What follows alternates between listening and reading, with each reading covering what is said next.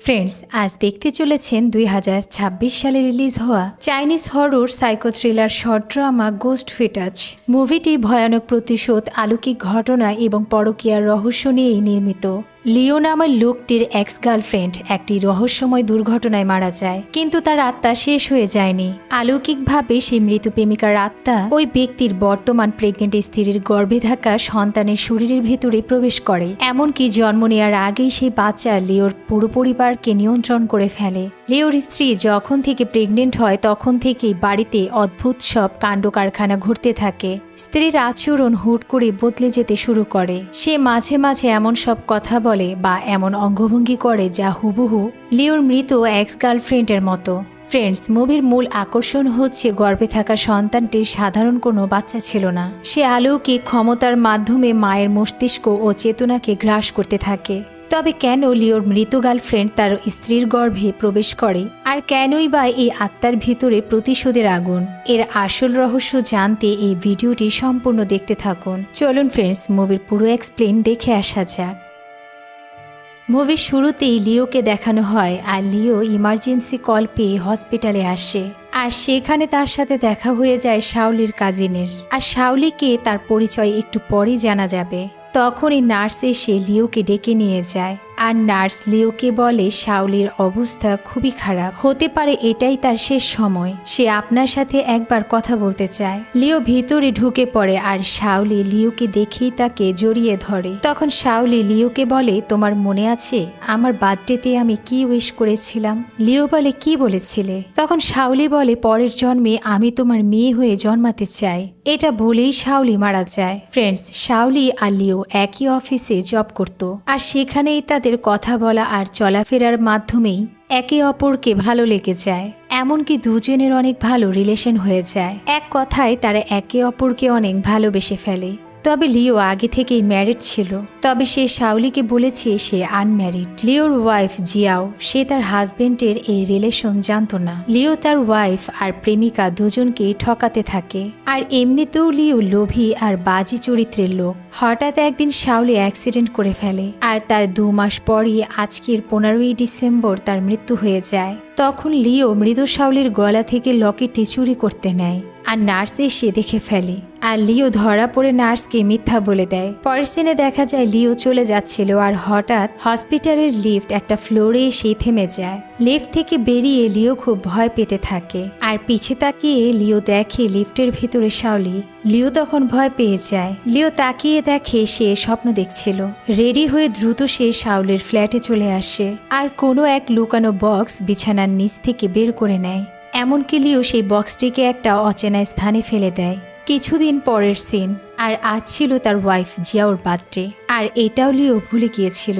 Cake সামনে রেখে লিও সেখানেও শাওলের ছায়া দেখে চমকে যায়। জিয়াও বিষয়টি ইগনোর করে লিওকে বলে, তোমার জন্য একটা সারপ্রাইজ আছে। আর তখন জিয়াও জানায়, আমি প্রেগনেন্ট। এটা শুনেই লিও ঘাবড়ে যায় আর বলে, কি বলছো তুমি? জিয়াও বলে, তুমি খুশি হওনি? লিও মিথ্যা বলে যে হ্যাঁ, অনেক খুশি। তখন জিয়াও লিওকে বলে, আমি 15ই ডিসেম্বর কনসিভ করেছি। লিওর মনে পড়ে সেই দিন ছিল শাওলির মৃত্যুর দিন।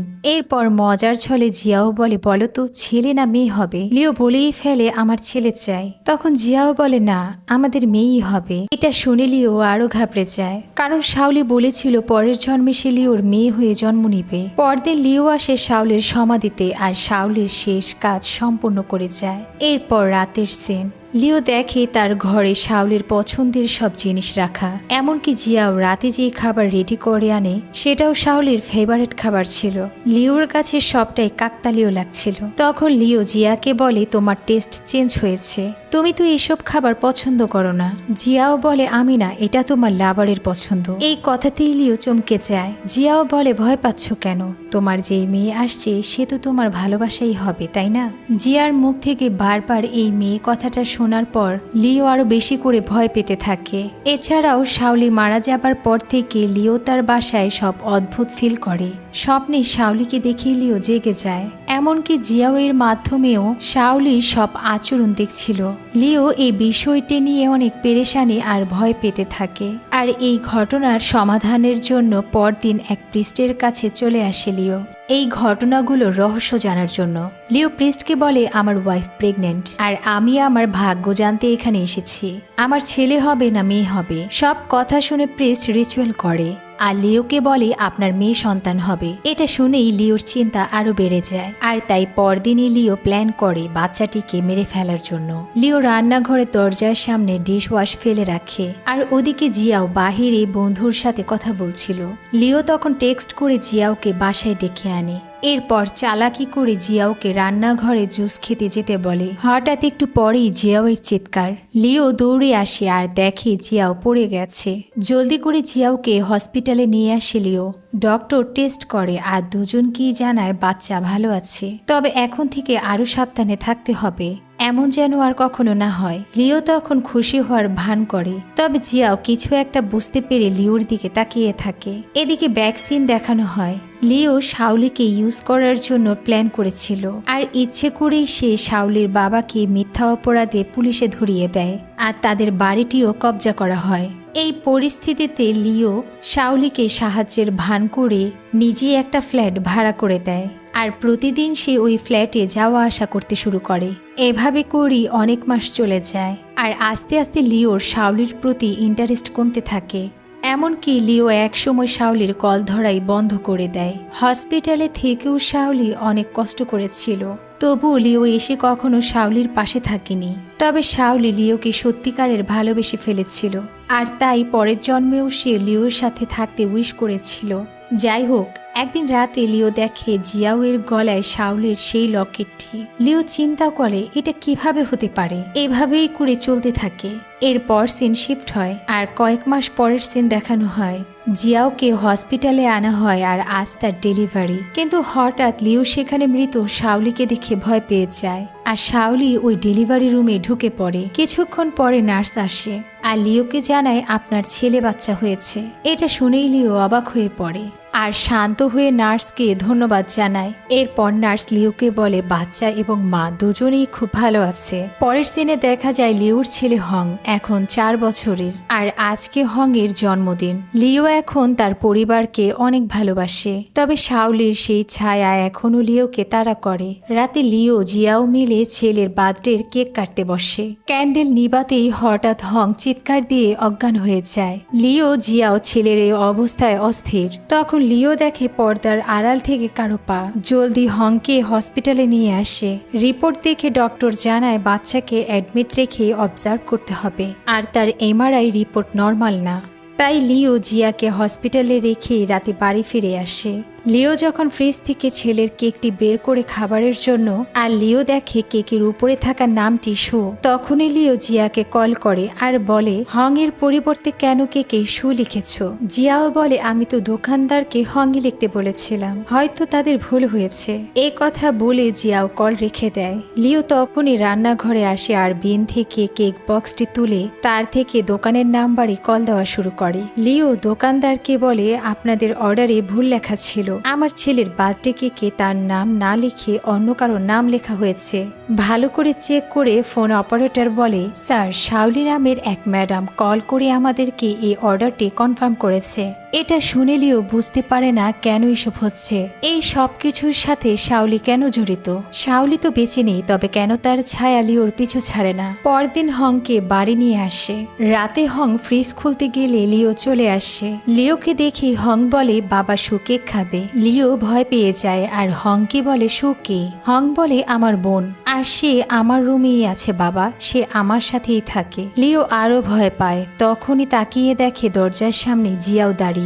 লিও লুকিয়ে দেখে হং কার সাথে কথা বলছে। তখন লিওর মনে পড়ে হয়তো অসুস্থতার জন্যই হং ভুলভাল বকছিল। পরদিনে লিও আসে হং এর রুমে আর ভালো করে চেক করে দেখে লিওর আঁকা ড্রয়িং আর সেখানে একটি মেয়েরও ছবি আছে যাকে হয়তো হং তার বোন শু বলে। এমনই সময় হং আসে আর লিওকে বলে বাবা তুমি আমার আর আমার বোনের সাথে প্লিজ খেলবে চলো। তো ছেলের রিকোয়েস্ট লিও হংয়ের সাথে খেলতে থাকে আর আমরা দেখতে পাই সেখানে হং ছাড়াও আরো কেউ ছিল যাকে লিও দেখছিল না। এরপর হংয়ের কথা মতোই লিও লুকিয়ে যায় আর সেখানেই লিও সুকে দেখতে পায়। এমনকি সু লিওকে বাবা বলে ডেকে ওঠে। লিও সুকে দেখে ভয় পেয়ে যায়। লিও বারবার বাড়ির ভিতরে সুকে দেখছিল আর ওকে ফলো করেই লিও হংকে এক জায়গায় অজ্ঞান অবস্থায় পেয়ে যায় আর সেখানে সুও দাঁড়িয়েছিল। লিও সুকে বলে তুমি আমার বাচ্চাকে কিছু করো না, প্রয়োজন হলে তুমি আমাকে আঘাত করো। এটা বলেই লিও হংকে হসপিটালে নিয়ে যায়। লিওর এই পাগলামিগুলো দেখে জিয়াও অবাক হয়ে যায়। পরদিন লিওর কথা মতো বাড়িতে প্রিস্ট আসে। জিয়াও তখন বাড়িতে ছিল না, সে হংয়ের রিপোর্ট আনতে হসপিটালে যায়। লিও প্রিস্টকে বলে আপনি আমাকে জানান আমার বাচ্চার আসল সমস্যা কি আর এই ঘরে কি আছে। প্রিস্ট লিওকে বলে এই ঘরে অশুভ কিছু আছে, এমনকি এই কারণে তোমাদের সমস্যা আরো বেশি হবে। কোনো নারীর অশুভ ছায়া আছে এখানে। লিও বলে আর কি কি জানতে পেরেছেন। প্রিস্ট বলে বাকিটা জানতে হলে আমাকে অনেক অর্থ দিতে হবে। এটা শোনা মাত্রই লিও রেগে যায় আর প্রিস্টকে অনেক অপমান করে, জোর করে ধাক্কা দিয়ে বের করে দেয় লিও। তখন প্রিস্ট বলে তুমি আমাকে এভাবে অপমান করতে পারো না, আমি একজন প্রিস্ট, তোমার ঘরে যা আছে এর কারণে এখানে রক্তের বন্যা হয়ে যেতে পারে। কিন্তু লিও আর কোনো কথাই না শুনে প্রিস্টকে জোর করে বের করে দেয়। এমন সময় জিয়াও হসপিটাল থেকে আসে আর সবকিছুই দেখে ফেলে। ভিতরে এসে জিয়াও লিওকে বলে আমাকে এবার সত্যটা বলো, কে এই লোক আর কেনই বা এখানে এসেছে। লিও বলে হং এখন প্রায় অসুস্থ থাকে, তাই প্রিস্ট দিয়ে দেখালাম অন্য কোনো সমস্যা কিনা। জিয়াও বলে শুধু কি বাচ্চার জন্য নাকি তোমার এই ভয় যা তোমাকে কুড়ে খাচ্ছে। আমাকে সত্যি বলো, তুমি কি তোমার সামনে ভয়ানক কিছু দেখছিলে? এটা বলেই জিয়াও চলে যায় আর শাওলির ড্রেস আর তার লকেটটি পরে আবার ফিরে আসে। এই ড্রেস আর লকেটটি লিও শাওলিকে গিফট করেছিল। লিও হতবাক হয়ে যায়। তখন জিয়াও লিওকে হংয়ের রিপোর্ট দেখায় আর বলে হংয়ের ভেতরে আরও একটি ব্রণের অবস্থান আছে। আমি যখন প্রেগনেন্ট ছিলাম তখন আমার ভেতরে টুইন বেবি ছিল। এটা শুনে আমিও অবাক হয়েছিলাম। ডক্টর আমাকে বুঝিয়ে বলাতে আমি বুঝতে পেরেছি টুইন ভ্রূণের মধ্যে একটি এমব্রায়ো থাকে যা অনেক সময় এক হয়ে যায় আর হংয়ের বেলাও তাই হয়েছে। হংয়ের বডিতে ওই এমব্রায়ো ঢুকে পড়েছে। হং বড় হওয়ার সাথে সাথে এটাও বড় হবে, তবে ডক্টর বলেছে হং বড় হওয়ার পর অপারেশনের মাধ্যমে ওটাকে আলাদা করা সম্ভব। জিয়াও লিওর থেকে জানতে চায় তুমি আমাকে বলো তুমি মেয়ে সন্তান কেন ভয় পেয়েছিলে। লিও বলে এটা তোমার ভুল ধারণা, আমি এটা কেন ভয় পাবো। জিয়াও বলে হ্যাঁ তুমি ভয় পাচ্ছ কারণ তোমার ভয় হলো তোমার ধারণা এটা শাওলির পুনর্জন্ম, তাই না? মৃত্যুর আগে তো শাওলি এটাই বলেছিল সে তোমার কাছে আবার ফিরে আসবে। এটা শুনে লিও চেঁচিয়ে ওঠে আর বলে কে শাওলি? জিয়াও বলে আমি নিজে বলেছি, সেটা তুমি কি ভুলে গেছো? লিও তো অবাক হয়ে যায়। লিও বুঝতে পারে না এটা কি জিয়াও না অন্য কেউ। জিয়াওর ভেতর থেকে শাওলি বলে কি অপরাধ ছিল আমার, আমি তোমাকে সত্যি ভালোবেসেছিলাম কিন্তু তুমি কেন এমন করলে? তুমি আমার সব টাকা আত্মসাৎ করেছো, এমনকি আমাকে হসপিটালের বিছানায় ফেলে আর একবারও দেখতে যাওনি। এখন নিজের সন্তানের জন্য তোমার এত মায়া, তাহলে আমার কি হবে? আমি তো আবার এসেছি তোমার ঘরে তোমার মেয়ে হয়ে। লিও বলে না এটা মিথ্যে। এবার জিয়াও বলছিল আমি অনেক বছর আগে থেকে তোমার আর শাওলির বিষয় জানতে পেরেছি, কিন্তু তবুও আমি চুপ ছিলাম তোমার শেষটা দেখব বলে, কিন্তু শেষটা এমন হবে বুঝতে পারিনি। জিয়াও লিওকে বলে এমন একটা সময় তুমি শাওলিকে একা ছেড়েছ যখন তোমাকে তার খুব প্রয়োজন ছিল, তুমি শুধু তাকে ইউজ করেছো আর ওর বাবাকে তুমি ফাঁসিয়েছ।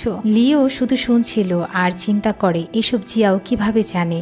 জিয়াও বলে তুমি আমাদের রিলেশনের কথাও তার কাছে গোপন রেখেছো, এমনকি তুমি আমাকে আর বাচ্চাকেও ছাড়ুনি, আমার সন্তানকেও মারার প্ল্যান করেছিলে। সব কথা শুনে লিও বুঝে ফেলে জিয়াওর কাছ থেকে লুকানোর আর কিছুই বাকি নেই। তখন আমরা জানতে পারি শাওলির অসুস্থতায় মারা যায়নি। শাওলির থেকে পিছু ছাড়াতে লিও শাওলির বিছানার নিচে কালো জাদু করে রেখে এসেছিল যাতে করে শাওলি ধুকে ধুকে অসুস্থতায় মারা যায়। অ্যাক্সিডেন্ট শুধু নামমাত্র। সেই সময়টায় জিয়াও বলে আমি চাই না আমার ছেলের উপরে কোনো আঘাত আসুক, তাই আমি সমস্ত পাস্ট ভুলে যেতে চাই আর সবকিছু ভালোভাবে সামনে আগাতে চাই। আমি জানি তুমি এখন ঠিক হয়ে গেছো আর হংকে তুমি অনেক ভালোবাসো, তাই আমিও সব ভুলতে চাই। তবে জানি না প্রতিহিংসার আত্মা যদি হংয়ের কোনো ক্ষতি করে ফেলে। ডক্টর বলেছে এটা শুধু একটা ভ্রূণ, কিন্তু ওটাও তো একটা জীবন। আর আমি জানি এটাই শাওলের পুণ্যজন্ম ছিল। তুমি তো শুধু বাহির থেকে অশুভ আত্মাই দেখেছ, কিন্তু এই সব কিছু তোমার পাপের ফল। জিয়াওর থেকে সব কথা শুনে হতাশ হয়ে লিও হংয়ের কাছে চলে আসে, হংকে জড়িয়ে ধরে আর অনেক কাঁদতে থাকে।